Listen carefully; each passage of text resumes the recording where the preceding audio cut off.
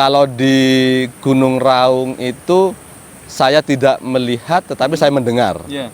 Kalau di Gunung Raung. Tapi kalau di Argopuro saya tuh melihat Penampakan gitu ya? penampakan. Dan ternyata ketika saya tanyakan kepada orang tua-tua, apakah setiap binatang itu ono perewangane, ono sing jogo? Dan jawaban adalah iya. Gitu. Gimana tuh ceritanya? Gimana ceritanya?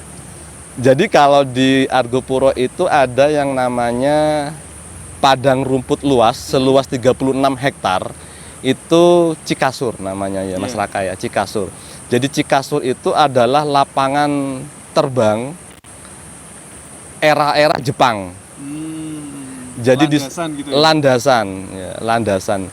Insya Allah sampai sekarang mungkin masih ada bekas-bekas garis-garis landasan itu masih ada, dan bangunan-bangunan runtuh tempat logistik dan amunisi zaman Jepang, bukan zaman Belanda tapi zaman Jepang, itu masih ada, runtuhannya insya Allah masih ada saat ini.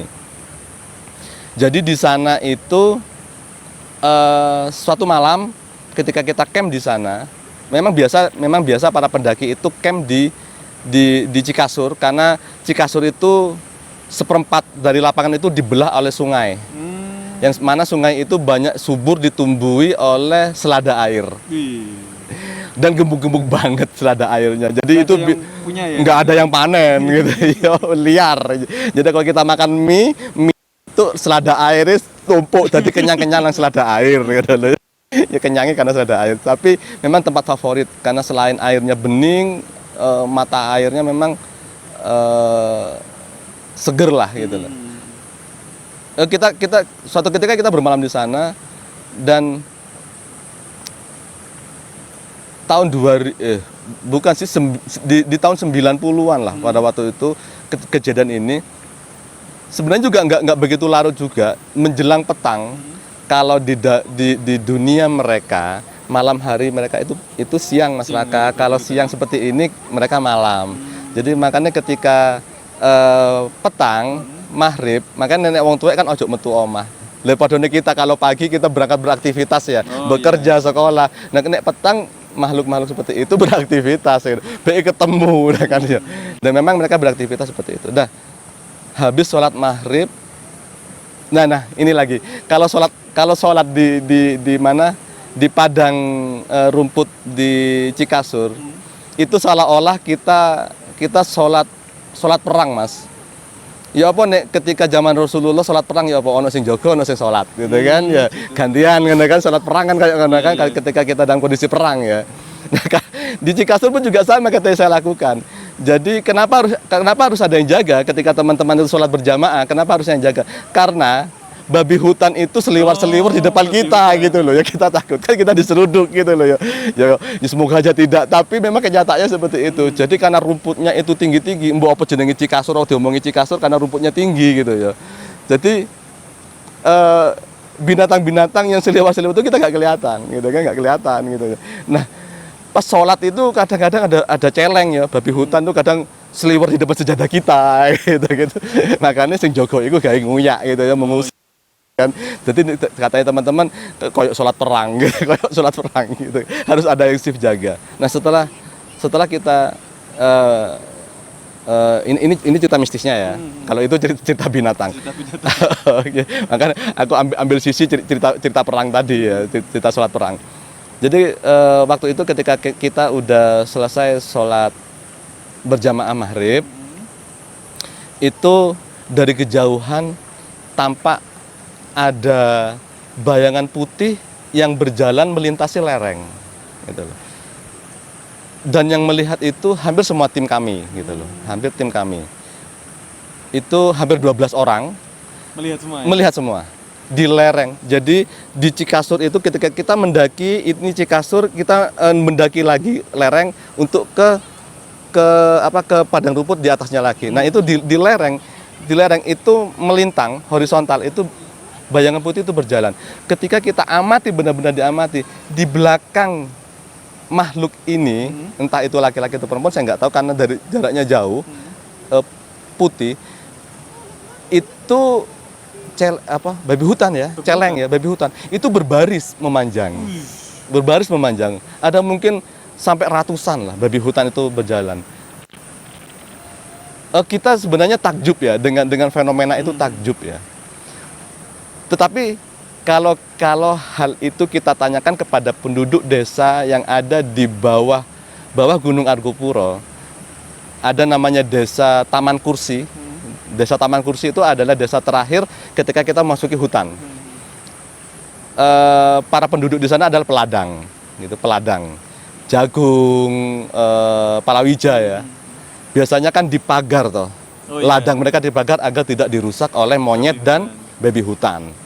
Dan ternyata para orang-orang sepuh di sana itu bercerita bahwa memang ono perewangane, entah itu ketek, kera ataupun babi hutan itu ada perewangan yang menjaga. Ada yang memimpin gitu. Ada yang memimpin, ada yang menjaga. Dan itu biasanya memang saya nggak tahu ya, itu di luar nalar kita, dan memang katanya seperti itu ada, dan hampir semua binatang gitu.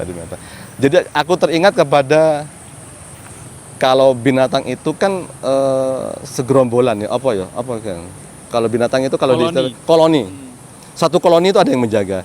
Tapi kalau di manusia itu ada namanya jin korin. Jin korin itu per manusia, ketika manusia lahir kan dia mengikuti ya. Jadi ketika kita meninggal, yang menampakkan itu bukan ruh kita, tetapi jin korin kita kan gitu. Berarti kan ya. kalau di hewan itu seperti orang yang mengembala gitu ya. Tapi di depan posisinya, bukan di belakang. Kalau menggembala kan di belakang. Ini di depan sebagai leader. Seperti leader. Jadi yang di belakang itu, gak apa-apa aku sambil rokok, Mas. Rokoknya bako ya, Mas. Malah enak. jadi dengan fenomena itu kita sebenarnya takjub, tapi kita sudah tahu cerita tentang binatang-binatang yang ada penjaganya itu sebenarnya kita sudah tahu. Jadi beberapa tahun yang lalu, karena kita dari jalur Bondowoso, kita melewati dari arah Pakem, Desa Pakem.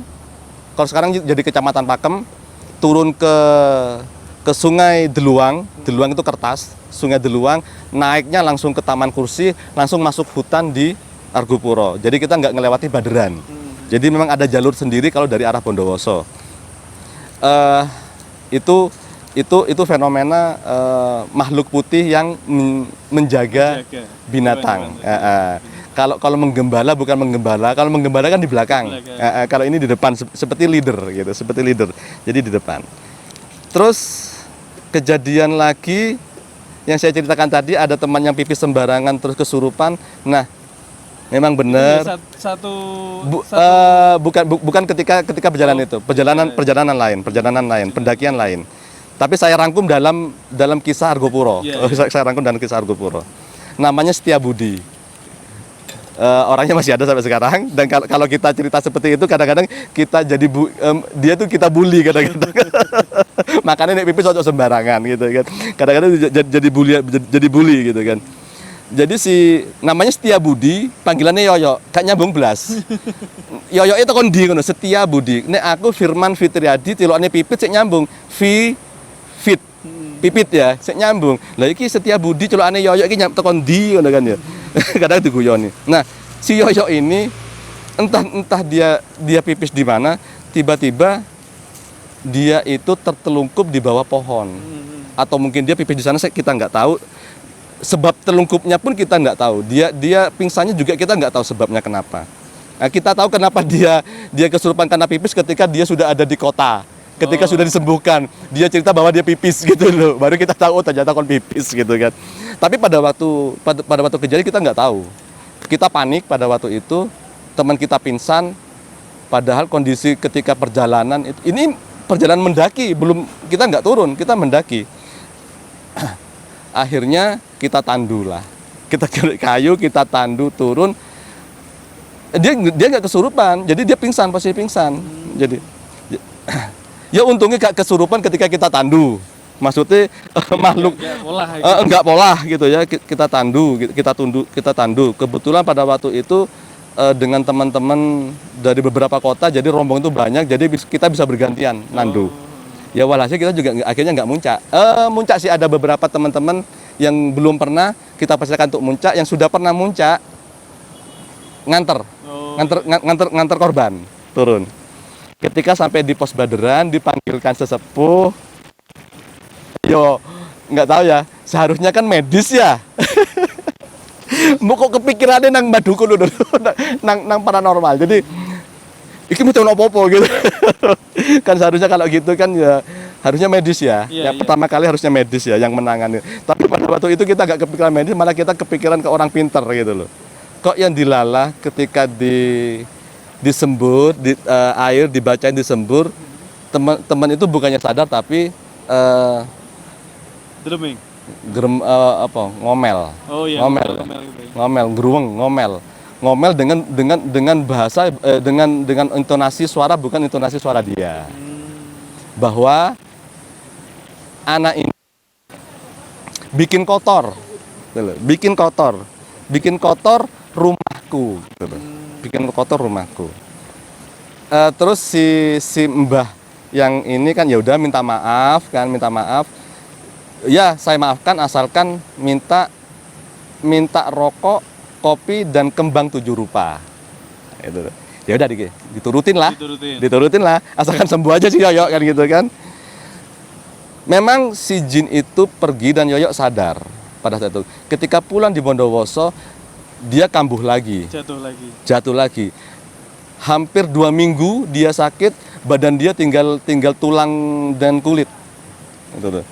Dari medis sudah tidak ada penyakit, akhirnya kiai yang dipanggil oleh keluarga, ya anak ini ya itu baru tahu kalau anak ini bikin kesalahan pipis lah. Makanya apa ya nek gunung aku titip banget lah, kalau di gunung besar, jangan gunung besar lah, tempat wisata atau ya, kita jangan sembarang kotor lah, jangan nyampah ya, jangan nyampah gitu loh. Nah, dari cerita si Yoyo ini kan kita bisa ambil kesimpulan, kita ambil hikmahnya bahwa segala sesuatunya di alam kita harus saling menghargai lah masyarakat gitu loh. Cerita lain lagi di Puncak Rengganis. Di Puncak Rengganis ini masyarakat. Rengganis ini termasuk di jajaran gunung apa? Pegunungan Argopuro itu ada yang mengatakan kata lain dari Arga Dipura. Arga itu gunung, pegunungan, pura itu adalah gerbang. Oh, pintu masuk gitu ya? Ya. Cuman kalau secara detailnya saya nggak paham maksud dari Arga Dipura kenapa dinamakan Arga Dipura. Tapi karena memang di sana itu adalah pegunungan, jajaran pegunungan. Aku ngelinting melihat mau gak mari-mari sambil ngomong aku soalnya. Kualik pisan ngelintingnya. Nah, di puncak Argopuro di ketinggian 3008 dpl. Di sana itu akan kita temui puncak yang beda dengan puncak gunung lainnya. Kalau puncak gunung lainnya kita pasti akan ketemu kaldera dan kawah. Tetapi di Argopuro tidak bertemu dengan yang namanya kaldera ataupun kawah gitu. Karena di puncak 3008 tertinggi itu di atas paling atas sendiri itu adalah makam. Adalah makam. Di puncaknya malah ada makam. Makam dari Dewi Rengganis. Kalau sejarah Dewi Rengganis mungkin teman-teman bisa googling lah siapa Dewi Rengganis itu. Iya. Dari era-era zaman Majapahit. Jadi di puncak itu ada makam Dewi Rengganis. Di bawah makam itu ada 2 makam yang panjang, kira-kira 5-6 meter panjangnya. Konon kabarnya itu adalah pengawal Dewi Rengganis. Saya katakan situs ya. Situs pemakaman itu ada kolam renang, ada air,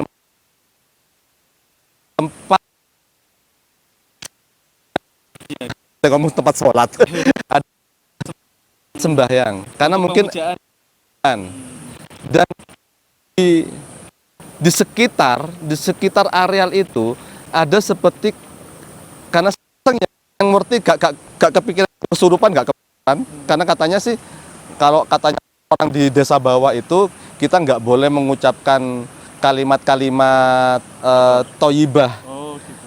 Doa-doa tuh katanya nggak boleh gitu, karena itu era Hindu katanya nggak suka. Ini kok nggak kuat kok kesurupan gitu. Tapi karena ya kita yakin, kita pasrah kepada Allah ya kita Bismillah selama kita pamit untuk masuk ke situs tersebut, area tersebut, dan di area tersebut itu ada seperti kamar masyarakat, tapi sudah hancur, tapi ada ini bekas-bekas pondasi ya, bukan pondasi sih, kalau pondasi kan bawah, mungkin ada sekitar 4-5 dan susunan bata itu seperti bata-bata kita di era ini. Tapi kalau memang kita lihat di daerah Trowulan Mojokerto, bata-bata Majapahit ya mungkin mirip seperti kita gitu kan. Cuman jenis batunya yang saya nggak tahu. Yang jelas bukan batu bata. Yang jelas bukan batu bata. Dan susunannya itu sama seperti ketika para tukang-tukang batu bangun rumah, candi bentuknya memang seperti itu, tersusun seperti struktur. Saya nggak bisa bayangkan di ketinggian dengan itu ya zaman Majapahit itu, saya nggak bisa bagaimana banyak gitu, nggak masuk akal. Le podone nek Borobudur piye bangune kan kayak kan sebenarnya di luar nalar ya. Jadi memang saya pikir zaman-zaman dulu orang-orang itu memang sakti. Nah, di situ tuh ada kamar-kamar yang bentuknya kotak-kotak itu, kalau aku bilang sih seperti ruangan-ruangan ya, ruangan-ruangan. Jadi mungkin di sana dulunya entah itu bangunan entah apa, dulunya mungkin bangunan lah di puncak Gunung Argopuro itu mungkin dulunya bangunan. Konon kabarnya dari masyarakat sekitar di malam-malam tertentu kolam mandi itu air mancurnya itu keluar. Ada air mancur yang keluar malam hari. Terus ada juga di malam-malam tertentu ada seperti rumput yang terbang mengelilingi makam dari Dewi Rengganis, itu terbang. Ya itu kasat mata kelihatan. Itu katanya warga. Cuman ya kita kan senang aja ya mendengarkan cerita-cerita entah itu mitos atau mitologi, saya nggak paham, cuman ya kita menghargai aja. Tapi kalau kejadian mistis saya di puncak Rengganis tidak ada. Cuman kita kesana kirim doa aja, kita kirim Fatihah. Semoga makhluk Allah yang berada di sini diberi kesejahteraan, diberi kedamaian, kita hidup berdampingan, ya podo urip bareng, ojo saling mengganggu. Ya, saya kira itu masyarakat yang bisa saya ceritakan untuk dua gunung. Kalau saya cerita gunung-gunung yang lain kayak kira mari masyarakat. Meneh kesel pisan aku mas. Iki aku gak ngerokok aku masyarakat. Gak mari-mari ngerokok. Ngelinting sampai gak mari-mari gitu loh. Siap Mas Firman. Sementara gitu dulu. Semoga cerita dari jenengan bisa menambah wawasan bagi menghibur ya. Jadi referensi keilmuan bagi teman-teman juga gitu. Karena tontonan dan tuntunan. TV sembarangan itu tadi nggak boleh gitu ya. Semoga menjadi tontonan dan tuntunan. Amin. Pokoknya munggah gunung duwe budal selamat, mulai selamat. Satu lagi. Jangan sampai berangkat dari rumah orang tua. Wes, karena restu orang tua itu adalah kunci utama keselamatan kita, terutama ibu. Siap. Terima kasih Om Firman. Assalamualaikum. Waalaikumsalam.